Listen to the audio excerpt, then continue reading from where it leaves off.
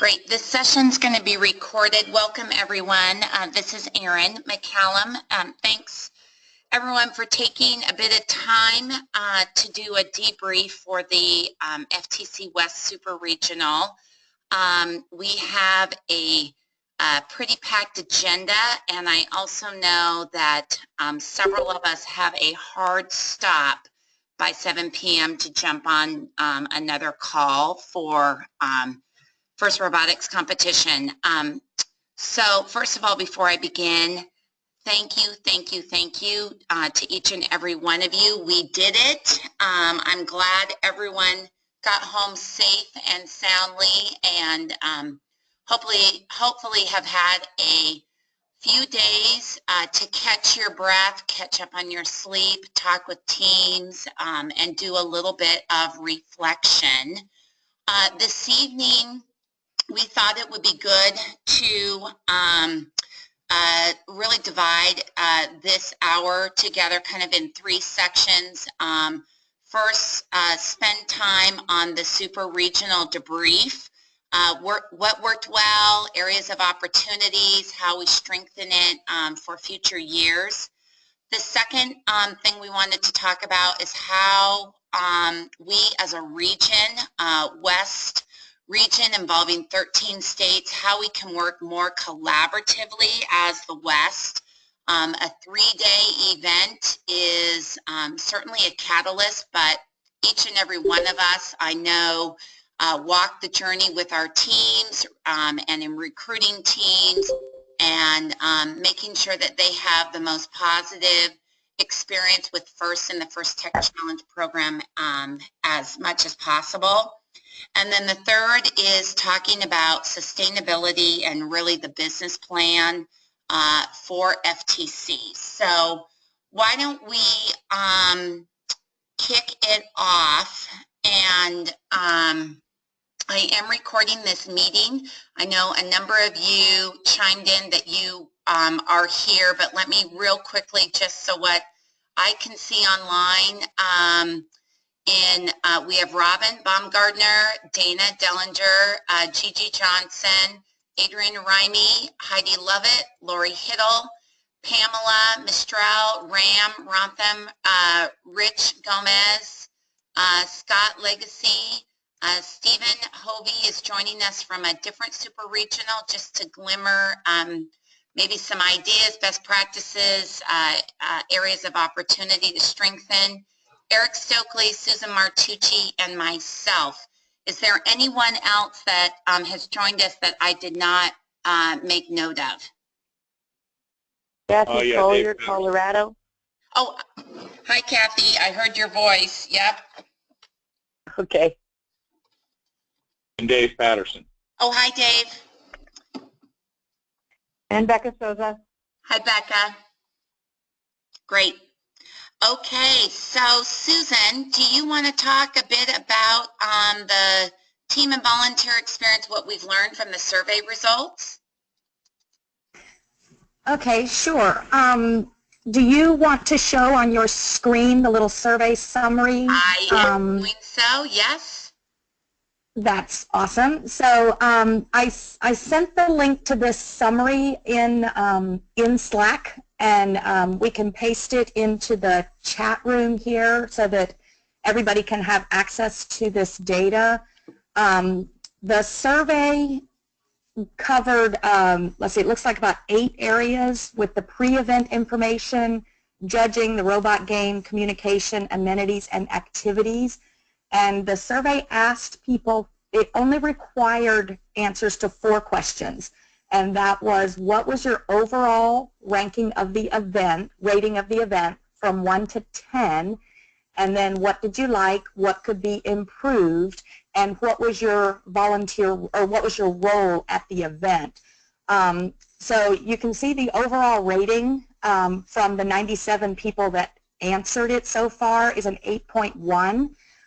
Erin, if you click the plus button next to the overall rating, we've broken it out a little bit so that you can see how many of each category gave us a ranking. So it seems like the students really liked it. The coaches and mentors were a little bit harsher on things, and you'll see that from some of the comments. So each of you, you can take time to go through this if you want to. I don't know if you want to pop open the pluses or the minuses, Aaron. The pre-event information had to do with the emails that it went out, registration, hotels, the team briefing. Judging, there was both inspection and judging, the timing and the queuing for that. The robot game, seems like they were very happy with a lot of the areas, whether it was the driver meeting, the schedule, the matches. Communication at the event. Looks like we had some trouble, which you'll see in the comments, with our public announcements and getting information out. They love the Rained Out app. So we kind of broke these down. And if you look at amenities and activities, this is where we broke out what was at the event for the food, the lounge and things, and then the various activities. We also asked them at the end of each of these categories, so for the activities category or the amenities category, we gave them another text box where they could write what were the reasons for their rankings, whether they were low or high. And I have copied out all of those comments and put them in a category. So Aaron, if you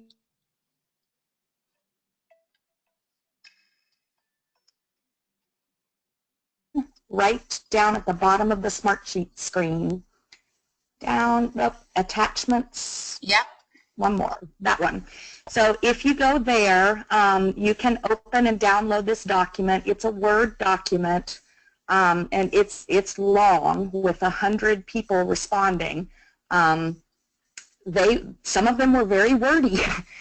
So I think we can take a lot of information from this. There were some repetitive comments that had to do, the bleachers were an issue, some of the lighting was an issue, Wi-Fi was an issue. Many positive comments about how well it ran, the great volunteers, this kind of stuff. So basically each bullet point in each section is the exact words that that person wrote. And what I did to help us a little bit was to put what role that person played at the end of their comments, so that we could take some of it in context, whether it's a student participant or you know, a parent making some comments, those kinds of things. We have I just today got the volunteer thank you email out with the links to the photos and a shorter version of this survey.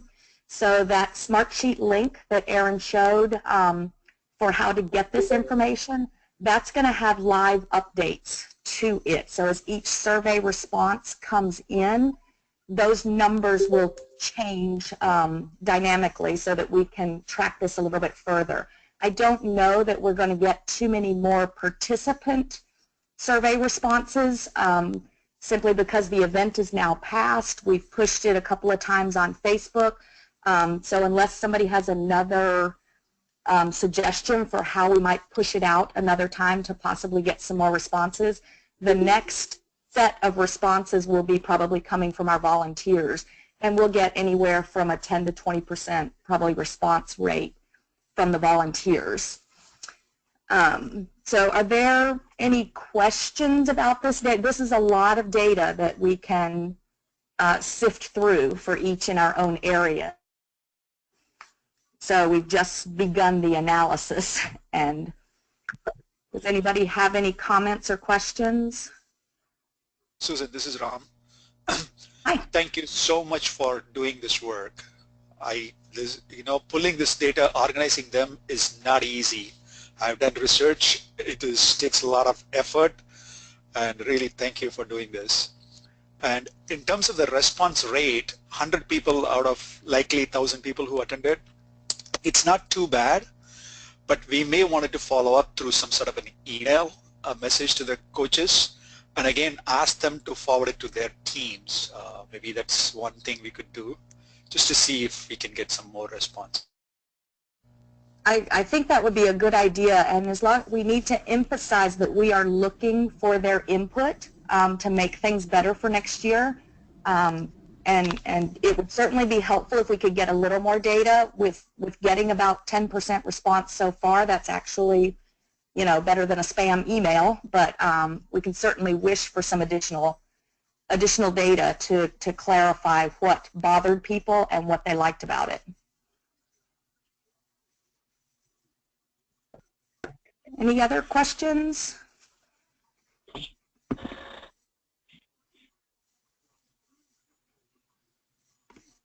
So I will put the link that Erin got all this information to. I've got it available on a little short link, a bit.ly link. So it's both in the Slack workspace, and I'm going to pop it into the chat window so that you can get to this summary. Great. Thanks, Susan. Adrian, you want to talk about the event operations as itself, the facility and all of the behind-the-scenes work that Sure, went in to pull the 3 days together? Sure. I'd also, after I get done, Becca and Dave, if you would maybe give some feedback on some different things. Becca, I know you were taking quite a number of notes. As far as the venue, overall, I was very happy with the venue. The staff, not only the staff, pro staff, the caterers, the staff on site, they were very attentive to our needs. You know, there was a lot of tweaking because there was a lot of things that we didn't know we would want, like, you know, Mark Edelman wanted small tables on different sides of the field. Jill wanted some things down in the judge room that we hadn't planned for, and you know, with it being a first-time event, we tried to make sure that we had all of the equipment in place, all the catering services the way we wanted to or wanted them, but the venue was very willing to change on a dime and make a correction to take care of us, which was fabulous. I think all in all the teams had a good experience. We struggled a little bit with hotels the first time around. Jared from Get Sports was actually on site. He stayed at the Murano and went around and met with all of the hotels, and they only had complimentary things to say about our students. And so the hotels are actually asking for the date of the event next year because they're willing to even offer more rooms than they have this year. So I think that is a good thing. You know, the first time around we always learned a little bit with setup and tear down and minor nuances and things that we might change. I don't know how many people know, but we had an issue with our bleachers. The pneumatic bleachers that we ordered, the company we found double booked the bleachers. And so Dave and I were scrambling at the last minute to find a bleacher company. Honestly, I know that there's some negative feedback about the bleachers, but in a couple weeks, this guy got all the bleachers over here that we needed, and actually at a pretty reasonable rate. So I think things could have been a lot worse. Becca, do you want to add any of your notes? I'm actually pulling them up, and just looking through those comments on the survey, it seemed like lots of them were covered. I mean, there were just little things, feedback from coaches that I was getting a lot of during the event. You know, chairs in the pits was a big one. And the sound was another one that we got a fair amount of. And then, you know, little notes that I feel like we probably have written down other places, but having more safety glasses and making sure that we have them out and ready, maybe having something set up at all the entry points of the pits rather than requiring people to go into the pit admin to get those. Food options were kind of an issue. For food options, were people upset with the choices, or just the people sneaking food in? And oh yeah, that was an issue with the venue. That was a frustration on our part.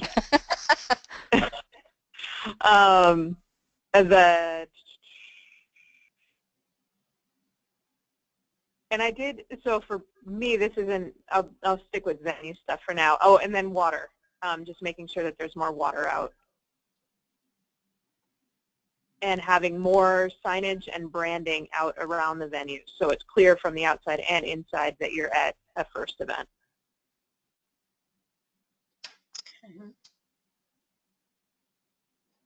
Okay. Dave, what words of wisdom do you have? One of the things I want to do is I'll capture as-built as far as the layout for next year. The one thing that we discussed on site is the back curtain line where that third truss was. We talked about shifting that a couple of feet further forward to allow for a larger aisle in the back space because there was some stuff from the AV and the lighting crew that we had to be out in that hallway. The challenge we'll have, and I've seen the comments on the bleachers in the survey, and I've heard several of those comments. Challenge with the bleachers is what we had for the layout of the bleachers actually was the best layout for the facility, but I don't know that we're going to be able to generate or find a vendor that will provide that level of bleachers in a different format. So that'll be a challenge. And I did talk to Bob while he was pulling everything down, and he says he does have steps to put in. However, that's going to be a little bit more money and take a little bit more time. Yeah, the little bit more money is about a third plus of the cost of the bleachers themselves for one staircase. So Yeah. it's a large it's a large amount of money. Yeah. So you know, that was one thing I did hear about that. Becca mentioned the signage. One of the things we need to develop is a signage planner. Will change throughout the event because, like for instance, we had that one, the two-man doors on the air wall that we had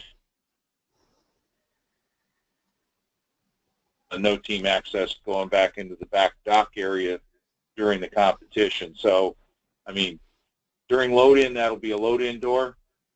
During the competition, it's a no team access door. So there kind of needs to be a flow predetermined on that. And then as far as the pit admin goes, that was kind of a catch as catch can, whoever was able to be there. And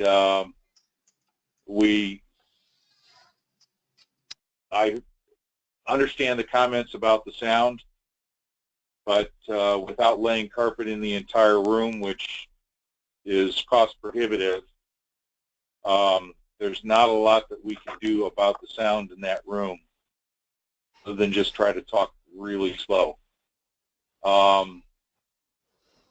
And we need to make sure there was some standard announcements on a daily basis. One of the things we missed the first day was forgetting to remind everybody to power down and unplug stuff or take it with them to charge. And so we had to go around. Now we reminded them of that on the second day, and still on the second day there were folks that didn't do that. So that's just kind of one of those checklist items for clearing the pits that we probably need to just standardize and codify. But as far as the general layout goes, I think the layout was good, the flow was good. Load in and load out wasn't too terribly onerous. I thought there was going to be a lot more people lined up ready to unload to get in the building, and there weren't. I would appreciate it if next year you could put in the requisition for a dry day for load in. That would be greatly appreciated. I will do everything in my power to do that for you. But otherwise, I think it was a very, very excellent event, and it'll take some study to go through these notes and see if what we can address with the things that we've been provided. And our logistics group will meet in a couple of weeks, I think, to go through things at a much more detailed level and kind of prepare things so next year we get everything down now while it's fresh and have some better lists and everything for next year. Yeah, and a lot of the stuff we talked about while we were on site. So. Yep. So I think that's it for us, Erin, unless anybody has any questions or any other comments that they want to make. Okay. Great. Heidi and Lori, you want to talk about some team activities?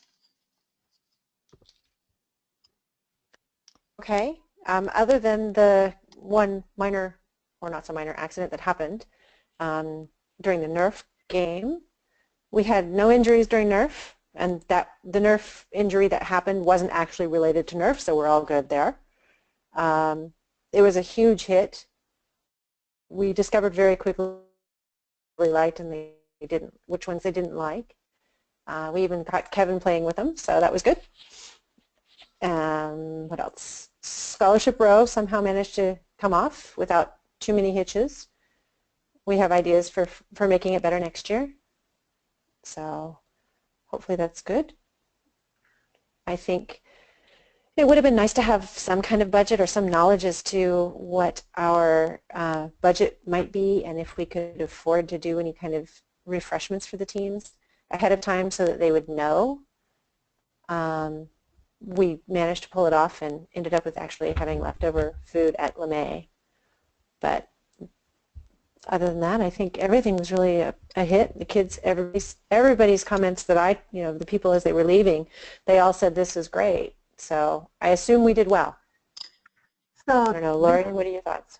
This is Lori. I was distracted because I was actually trying to read every comment about the team activities just now while we were waiting, and also trying to kind of listen to everything else at the same time. The things I saw in the comments that stood out to me that we could figure out ways to improve. I think it was difficult for teams because, sometimes they needed to stay till the pits closed, then they needed to go find something to eat. And so the main frustration I saw with the LeMay was we didn't have enough time there because we had to go eat. It sounded like most people who went there, I didn't see anybody saying they didn't have a good time, but there was some frustration about not having enough time. And some people even commented that there were so many fun things to do at the LeMay that they didn't have enough time to do all the things. So I guess that's a good problem to have. Game night, I didn't see anything negative regarding that. Quite a few people mentioned maybe do laser tag instead of Nerf if it wasn't too expensive. That might be something we could consider. And people talked about a whole lot of different activities that could be arranged, such as going to Seattle, going on a tour of Boeing, and things that were a lot further away than what we were originally thinking about. So I don't know what we'll do regarding any of those ideas, if maybe some people come into town earlier on and we can arrange some things that they could take part in. I'm not sure. In Tacoma, we really looked into the things that were available. One of the things I did see a common thread was maybe bowling, and that is something we looked into and maybe something we can continue to look into. Our concern was we might not have anywhere in Tacoma that could really have the capacity for that.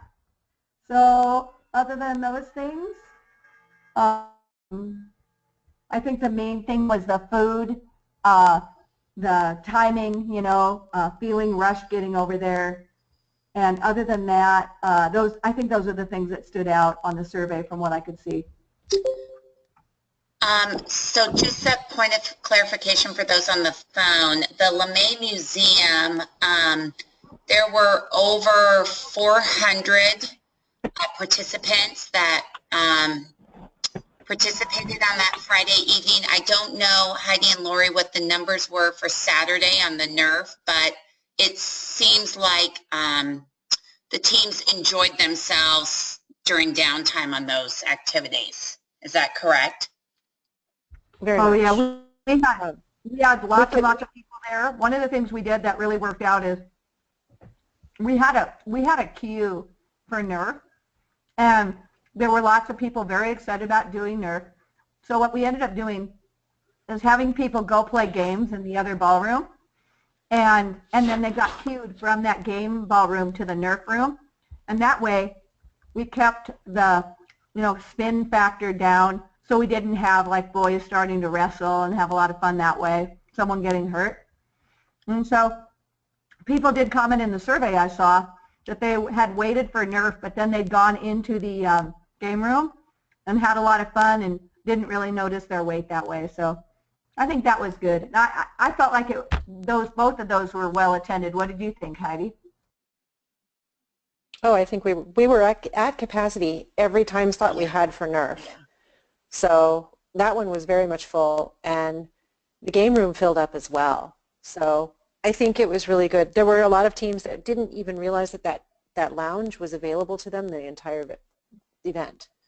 So it wasn't until Saturday night that they figured it out.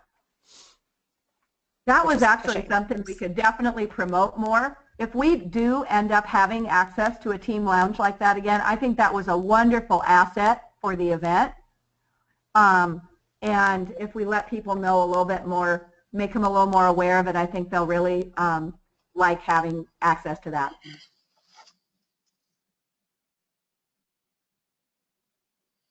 Great. The other suggestion that we had that I think is really good is to have the scholarship row in the same area as the Nerf and game night, so that the teams can have, when they're not doing either of those two things, they can actually talk to the scholarship providers, because most of the time they were walking by and didn't actually have time to talk because they were focused on the robot games during the day.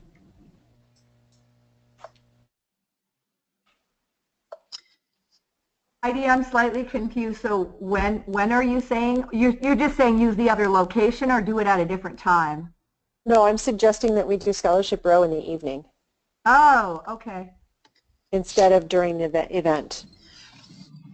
Because lots of parents, what I heard from the scholarship providers was that lots of parents came by saying, oh, my kid really needs to come talk to you, but the kids never came because they were busy on the drive team, or they were scouting, or they had other responsibilities to the team and didn't feel like they had the time to go and talk to the scholarship providers. That could very well be true. I saw lots of people hustling past, in and out of the queue. For sure. Can I ask that question to the steering committee from your experience in your other states? If you do a scholarship row at your state championship, what are the chances of having college representatives participate in the evening? Anyone care to comment? This is Becca from Alaska, and I think it's definitely harder. We've had success bringing them in during judging and inspection rather than, I think most of ours showed up on Saturday instead of on Friday. And it actually works better for the recruiters to be there during the workday. They like it better. And the teams have a little bit more time. So we had them there ready to go as soon as the pits opened up, and that kind of downtime for some teams before they get going. One other idea we could do is that the scholarship row, they had somewhat of a scheduled presentation on some of the common topics. That would help the parents also engage a little more. Obviously the kids are very focused on their games and their practices in scouting and other stuff. If there are 1 or 2 sessions on scholarships and those admission process and so on, it will be a very informational session for parents and siblings who are attending the event. Yeah, this is Erin. I actually think scholarship row, this is where the steering committee can play a much greater leadership role than what we did our first year. The fact that we only had 3 universities there, and I do believe all of them were more East Coast. Correct me if I'm wrong. I mean, there's a huge opportunity for all of our states to showcase, and I was talking with Michelle long about this, and I know that they are working really proactively, not only on four-year universities, but community colleges, technical schools, trade schools. And it might be really fantastic for each of us in our respective states to put together a list of the top 10 universities, community colleges, technical schools that we would like to invite to attend the super regional event, so that we can at least get it on the calendar. We can work with Michelle in terms of the protocol of, if in fact they are a designated first scholarship provider. But I think it's our responsibility, each of us, to really zero in. We know our community colleges and four-year universities, so that might be a homework assignment for us to consider. Hey, Aaron, this is Scott Legacy. Can I chime in on that too, please? Yeah. I see that as like a huge opportunity to help out first overall to get that 50 million to like 500 million. If you guys are all out there selling that scholarship program, you'll make Michelle's life a lot easier. And you guys probably already know, like, depends on how much they give for scholarships, is depending on how many events they can be at, all that fun stuff. But if you're out there actively selling, I've got a feeling that the kids are going to really, really benefit because that 50 million is still a drop in the bucket to what they can offer. Yeah. So I think that's an awesome idea to go and solicit those schools. Yeah. Thanks, Scott. The other thing that Lori, Heidi, and I actually had kicked around, and then we just ran out of bandwidth, but something we'd like to do for next year is potentially do, like on the Friday afternoon, Friday is really busy, moments of busyness for teams, and then some downtime, right? It's a day of kind of hurry up and wait.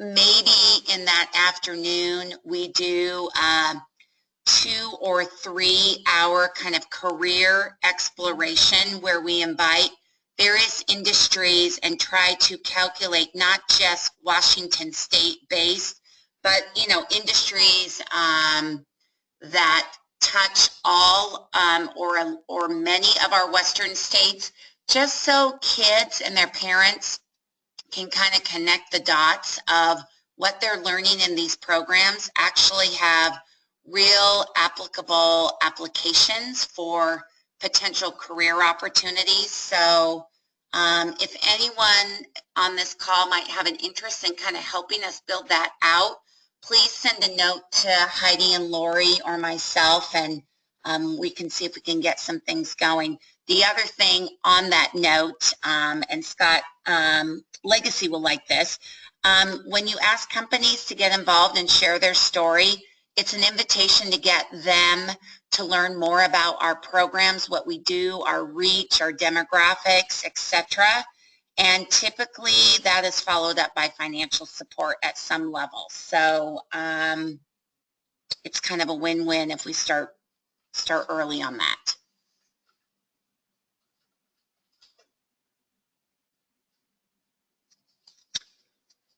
Okay, anything else on team activities? Okay. Ram, you want to talk about public relations and communications efforts? Sure. We had a pretty decent effort, I would say, from a communication effort. The 3 channels that came through for us was a website, Rained Out app, and definitely the Facebook. We have currently over 750 members in Facebook in the group. In fact, people were asking, hey, is there a Facebook page similar for the World Championship? There's quite a lot of healthy conversation that happened, and that was really good. And also the photo effort that went in with the Richard, it was a big hit. The memory collections in Flickr was viewed like at least a few thousand times across the 3 albums that we did. There's been a lot of requests to get the highlight reels, and there are some schools who approached us asking, like, hey, if we can get handle on the outtakes, especially after our event happened. There was some goofy moments by the use those to promote how FUST is helping their kids and other stuff as well. So there are some good work that happened also. In terms of missed opportunity, my personal view is that I think the three channels that I mentioned, while it connected some of the students, it was predominantly parents and the coaches and mentors. There is still a missed opportunity with the kids. Maybe we should have done a little more of Instagram and maybe use Twitter kind of stuff to get more engagement with the students. I think next year I will put a little bit more focus on that. So that is one missed opportunity, I think, engaging with a little bit younger minds as well. And the other one is that I didn't know till the day of the event, like Adrian told me what the protocol is. We haven't had a chance to do it yet, but we wanted to use some of the promote videos that was done. I think we need to find a way to leverage them. I was thinking that we may be able to use them leading to the event and post-event. She mentioned that hey, it has to be done only the post-event. And we just need to find a way to leverage this with the footage as well. And there'll be another collateral that we have built from this event. Ram, I think that's something that you have to talk with FIRST about, because showing videos before an award is given that's based on videos, I understand where you're coming from there from the promotional aspect. I think that there's a larger picture, and that's not something that is left just to this committee to decide. Yeah, so it's something that we have to address with FIRST as well. Yeah, got it. The program book, overall, I think there were a lot of effort by Pamela and Jennifer in getting that book done. And Pamela, I think you're still working on and getting that pictures alone updated, right? So that the digital version will have this year's pictures as opposed to the previous year pictures, correct? Yeah, that's something I'm definitely working on, Ram. When I'm in Flickr here, I noticed, in previous renditions of it, you could type in a team number and you could kind of go and find, and when I'm sort of doing this on the search and even team names, it doesn't let me do that. So that's a little bit of a challenge, and maybe we can talk off-site about that and find a solution for me, or maybe I'm missing something, but we can discuss off-site so I can definitely make that happen. Yep.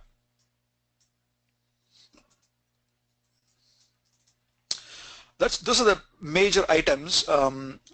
Becca, Lori, Susan, do you guys have any additional comments to add on from a communication perspective? There's one other thing that I forgot to mention is the student ambassador program. That was a big hit from at least the students wanting to do it. So maybe Lori, you should chime in on what the uptake was and how engaged the students were. So definitely students enjoyed doing it, and that was great. We had lots of students come back and ask for more and more shifts. If anything, we had so many ambassadors, it was tricky to manage them all. It would be nice in the future if we have a little more of an idea of when VIPs might be attending. I know that's really challenging to figure out. And I think we could probably staff less less ambassadors at a time, and then create some sort of method for just texting people or something like that. So having sort of some on-call ambassadors. In the end, that's what we ended up doing over the course of the event, so that we had less people away from their teams. Although the students were very eager to do it, I definitely felt like the students should be with their teams when and if they could be. And I think it was a good idea to have one or two ambassadors stationed down at the third floor volunteer check-in. That seemed to really help catch VIPs as they went in and have someone that they could hook up with quickly that way. So I think that was a good idea that First Walk came up with.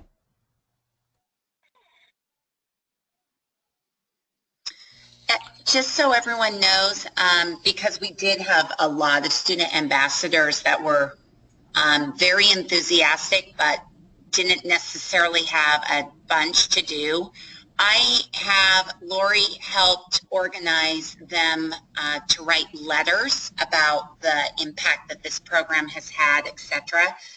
This is Erin. I am going to scan those letters, send it out to the steering committee because, and I believe most of them indicated their team number, name, city, and state, because it will be an excellent tool for all of us in circling back, as well as potentially grooming companies and organizations to get involved with the FTC program in your state. And Aaron, this is Scott Legacy again. Can I just chime in on the ambassadors? Yeah. So I bet the other three super regionals probably all came around the same sort of like question mark on how to handle that. I would suggest like you all just kind of touch base. I was in Iowa last year, and I just happened to be at the table when people were walking when they had the VIP portion of the day going on. They just threw the kids right there, which was convenient, but every place will have a good suggestion on that. I just know at the championship, we too are scratching our heads, but somewhere along the way we'll all come up with a good format. Keep plugging away. Those kids are absolutely gold when it comes to the sponsors. So thanks for making them available, and I always feel bad when I see them sitting around too, but their efforts are really appreciated. Yeah. This is Lori again. I will say that we heard great feedback from the VIPs that were toured around, and also some families and other people that had the opportunity to interact with the ambassadors. So I think they did an awesome job. Great. Anything else on PR and communications? Okay, thanks Rom and Pamela and Kelly and everyone else. There were a number of people behind the scenes that worked on the website, so thank you very much. Okay, so the final 10-15 minutes, I kind of wanted to give everyone an update on budget, kind of business plan, and brainstorm on some next steps. And I think Mark had to drop off, and I don't believe Jill is on the call right now. But I think for those of you who were fortunate enough to travel up to Tacoma and spend time with us, really saw for yourself how big of an effort and undertaking an FTC super regional is. And I know our colleagues in the other parts of the country are experiencing that as well. So I'm going to show you, and we will make this available, but the budget, we started with a an original budget of around $135,000. And that budget that we put together was based upon what FIRST had provided to us. And I think, yay, it's a great beginning, but as we all know, costs vary differently from state and city greatly, and all of us in our own respective ecosystems have kind of a pretty good handle on it. So here's real quick where we are on income in terms of what was budgeted or what we anticipated costs versus actuals. And then on the expenditures, this is where we budgeted versus the actuals. At the end of the day, the bottom line was we anticipated if everything went just fine, we would maybe earn a little bit of a net of about, $3,700. Instead, we are at a deficit of between 24 and 25,000. The biggest cost overruns, and this is of no one's fault. If anything, I think we did a really fair job in negotiating with the venue and negotiating with volunteer meals, but it's an expensive event at the end of the day. So the cost overruns, venue rental, and some of the additional aspects of the rental, as well as volunteer meals. Those are the biggest costs. It's not a criticism.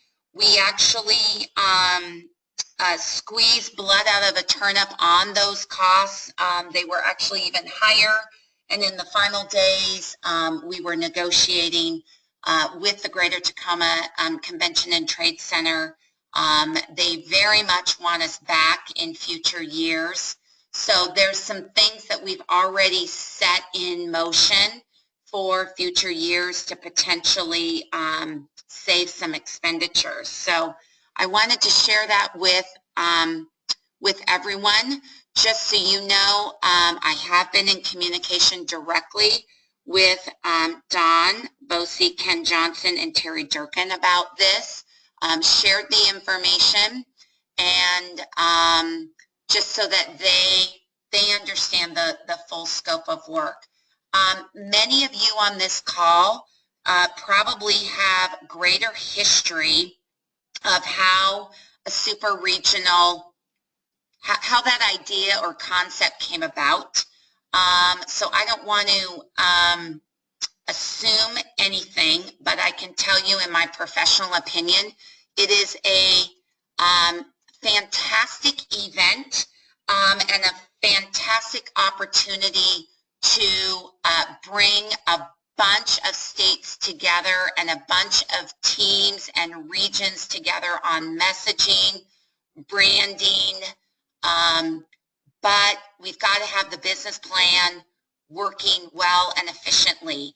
And I know, or I believe, our friends in Northern California, Jill and Mark and the steering committee that worked so hard over 3 years, they wrestled with this as well. And I would be not truthful if I did not say this was a piece of cake. It is a ton of work. And I don't mean to alarm anyone, but I want all of us to kind of walk in with this opportunity with realistic eyes and expectations, because one of the things that we committed to first in taking on the super regional was developing a template and a plan that could be shared and owned and involved by any state, regardless whether the event is held in California or Utah or Alaska or Arizona or Oregon. And I really sincerely believe that that is in the best interest of all of us in figuring out how we make this work. So one of the things that I have put together, and it's extremely simplistic right now. So, but I talked with, I think just about all of you in our final day of the FTC West Super Regional I asked everyone, tell me about your ecosystem in the state in terms of number of teams, average cost per team, and then roughly what your competition costs are for First Tech Challenge in your state. And this document that I'm sharing, and again, I'll put it up on Slack, is roughly what it is looking like with number of teams. And again, don't get super picky right now, but I think at the end of the day, this is where all of us along with FIRST, need to be thinking about on messaging, because it is a pretty impressive ecosystem that all of us are working in our own states, but also across the region. We are helping to serve, give or take, about 16,000 kids in our 13 states. The total ecosystem is over $5 million, which sounds completely, breathtaking, jaw-dropping. Oh my gosh, wow. How do you ever raise that kind of money? How do you encourage people to even get involved?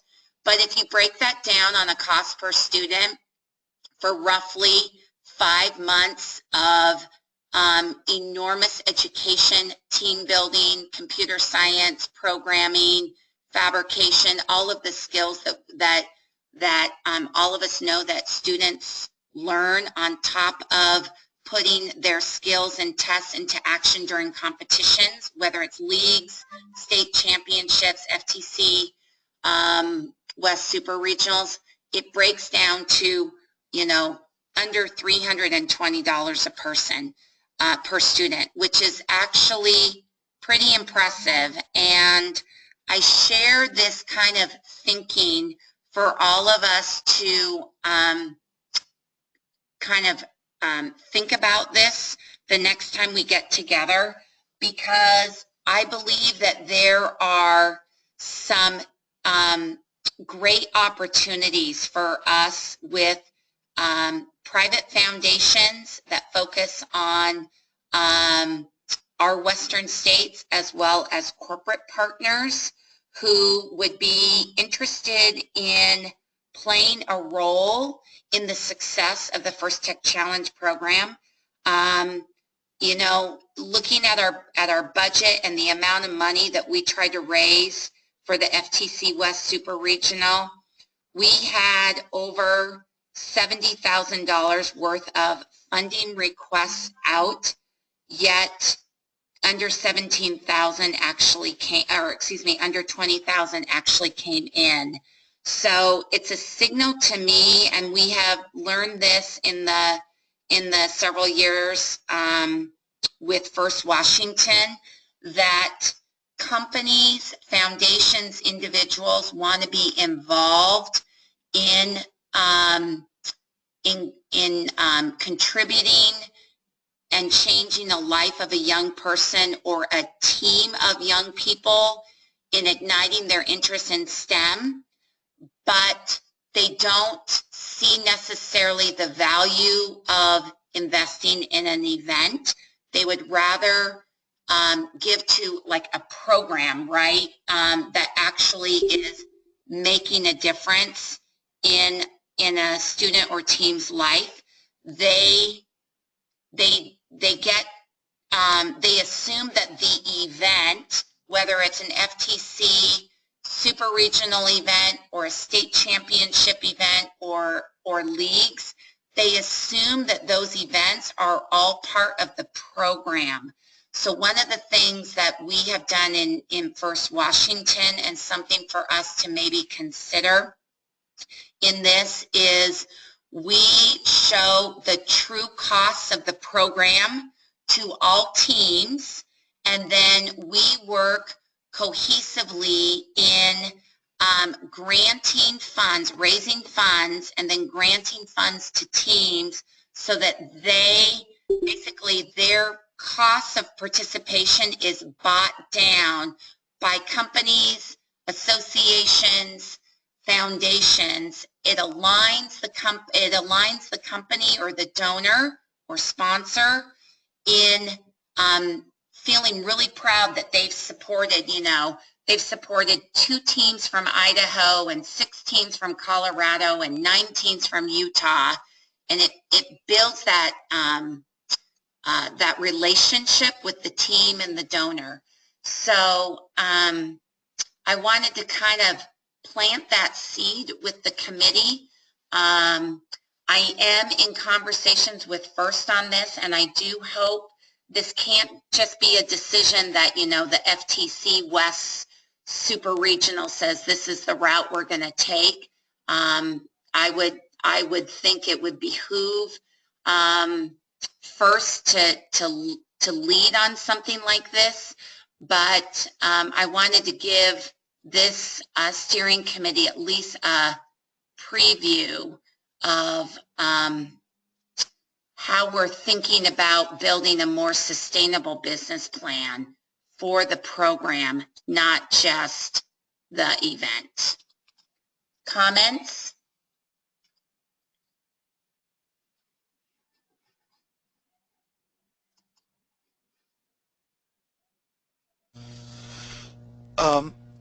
Erin, this is Ram.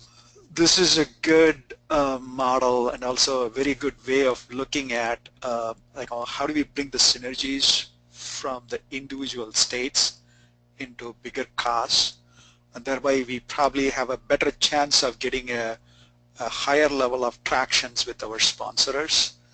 I do like to see this approached methodically for the next year, definitely. One other thing I do think is that there may be still more opportunity in terms of sponsorship drive. I know you've been driving, you drove quite a lot of the sponsorship drive for our West region effort. As a member, I don't get to see the effort that went in and how much it is. So maybe not today, but some other time, it will be good to have a small discussion on it and see how the other partners could play a role in bringing this up. You talked about the foundation and other stuff. Maybe we need to have some sort of a action plan that, like, so that we already start thinking about the next year event and like on trying to engage our sponsors on that. Great idea. Can I also add, Erin? This is Yeah. Heidi. I think it would be beneficial to have an ongoing like budget where we're at so that people are aware of the finances and can work harder, like be more actively engaged in the process of raising the money. Yep. Yeah, I completely agree. And now that we have year one under our belt, it's an entirely different scenario, right? The first year, even though Mark and Jill and the committee were sharing what Northern California was doing and we had built the budget on what FIRST was, it still was a little blind leading the blind.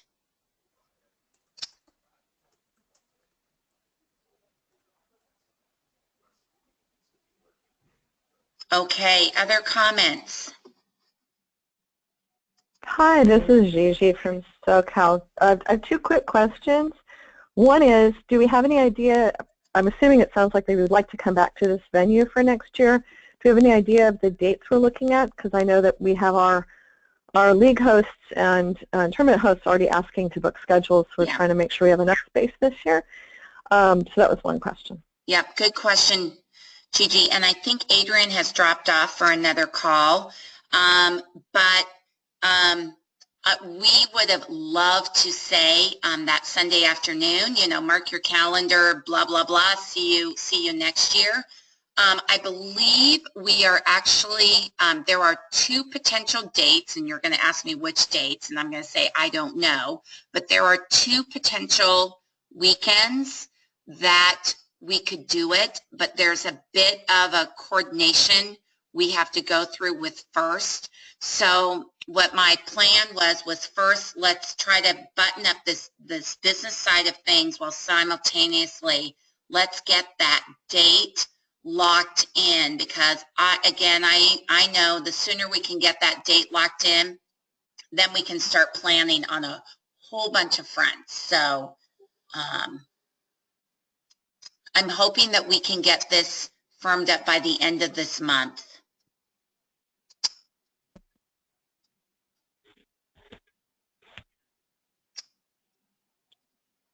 Any other questions?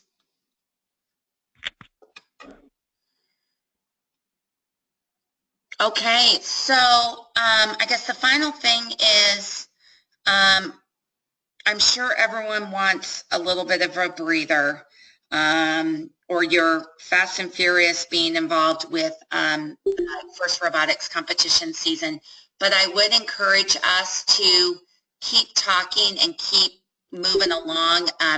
This is actually the perfect window for some fundraising efforts between now and middle of fall.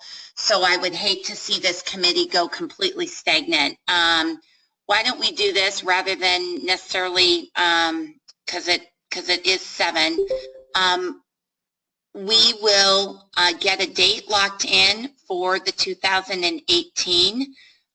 We will also, I will be working with First on the business side of things, and then we will send out an email with a meeting time, perhaps not in April, but in May, if that would work. And I know many of you will probably be at the partner conference in New Hampshire in June. Does that sound okay for everyone? Sounds good. Okay. That works. Okay. Great. Well, thanks everyone. And thank you again for all your hard work over the last year. I think for the most part, teams, mentors, coaches, and students really enjoyed themselves. So we appreciate everything that you gave, your time, your talent, your energy, and your willingness to travel to Washington. We appreciate it. Erin, this is Pamela in San Diego. You know, the one thing that I think we all want to say is thank you for your leadership, because we know that it really comes from the top down, and without your unwavering passion and desire to make this an incredible success, it wouldn't have happened. So thank you, Erin, for everything. Well, you're welcome. It's a team effort. I'm learning from all of you guys as well. So. And I'm trying to make the First Tech Challenge program. I mean, it has such potential to be like the rock star for First. And I know all of us with just a little bit of fine tuning, we will get there in a heartbeat. So, because it's very accessible and attractive to so many kids in all regions across our state. So we just have to keep working it. Yeah. Thank you for your hard work. Okay. Thanks, everyone. All right. Bye-bye. Have a good evening. Good night. Bye. Thank you.